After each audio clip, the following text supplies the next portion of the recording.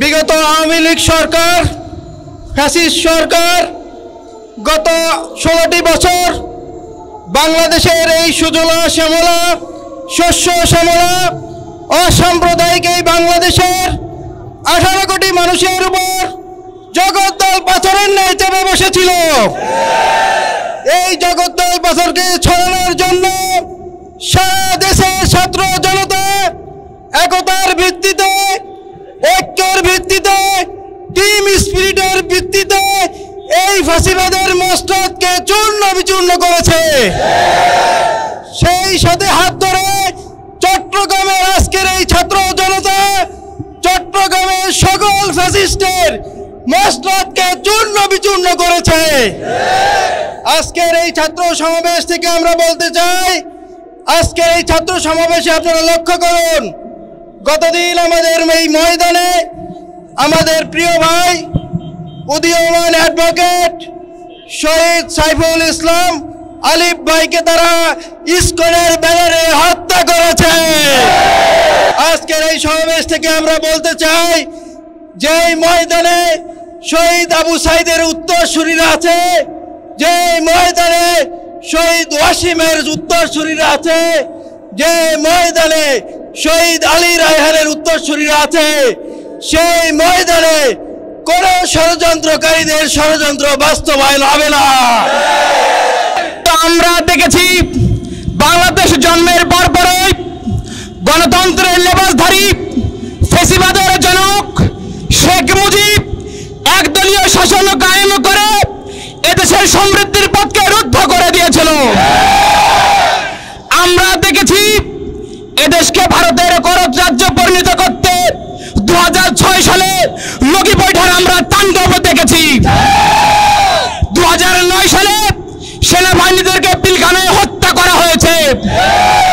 2014 সালে ভোটারবিহীন নির্বাচনের ব্যবস্থা করা হয়েছে। 2018 সালে রাতের নির্বাচনের ব্যবস্থা করা হয়েছে। 2024 সালে দামি নির্বাচনের ব্যবস্থা করা হয়েছে। 2010 সাল থেকে এখনো পর্যন্ত আলেম ওলামা, সচেতন রাজনৈতিক ব্যক্তি এবং ছাত্র সংগঠকদেরকে পরিকল্পিতভাবে জুডিশিয়াল কিলিং করা হয়েছে।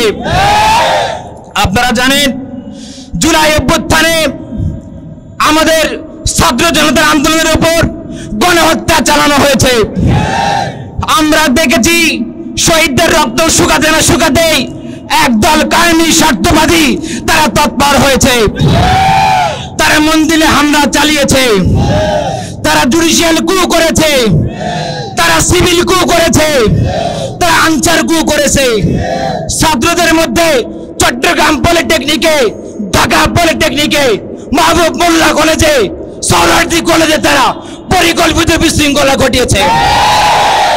আমরা দেখেছি রাজনৈতিক কর্মসূচিতে ভারতীয় ছকে কালো পতাকা উড়িয়ে এদেশকে জঙ্গিবাদ প্রমাণ করার চেষ্টা করেছে। আমরা আবারও দেখেছি গতকাল ইসকন জঙ্গিবাদের সহযোগিতায় একদল উগ্রবাদ সন্ত্রাস এদেশে সাইফুল ভাইকে হত্যা করেছে। আমরা বলতে চাই তারা এত সাহস কোথায় পায়?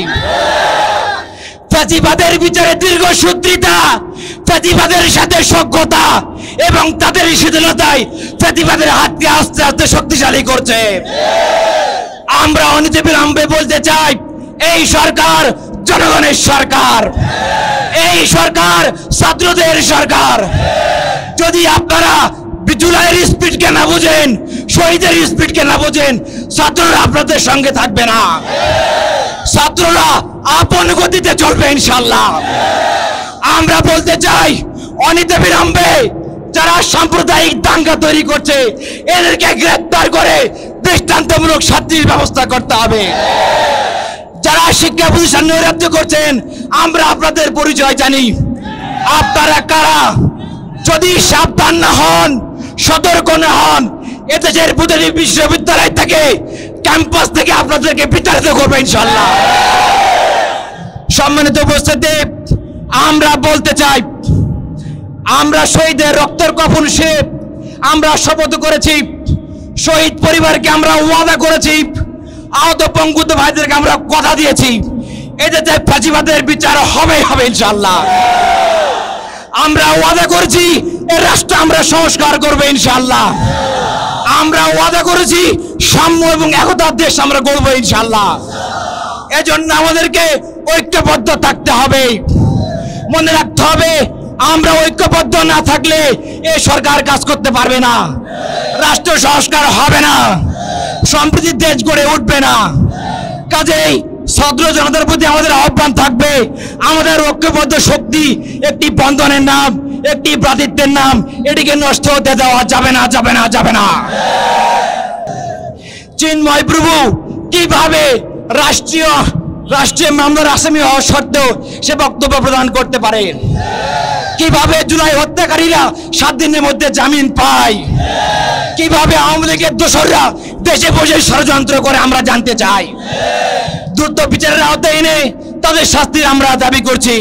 সংগ্রামী উপস্থিতি, শহীদ পরিবারের প্রত্যাশা, আহত পঙ্গুত ভাইয়ের প্রত্যাশার আলোকে আমরা এদেশকে গড়তে চাই।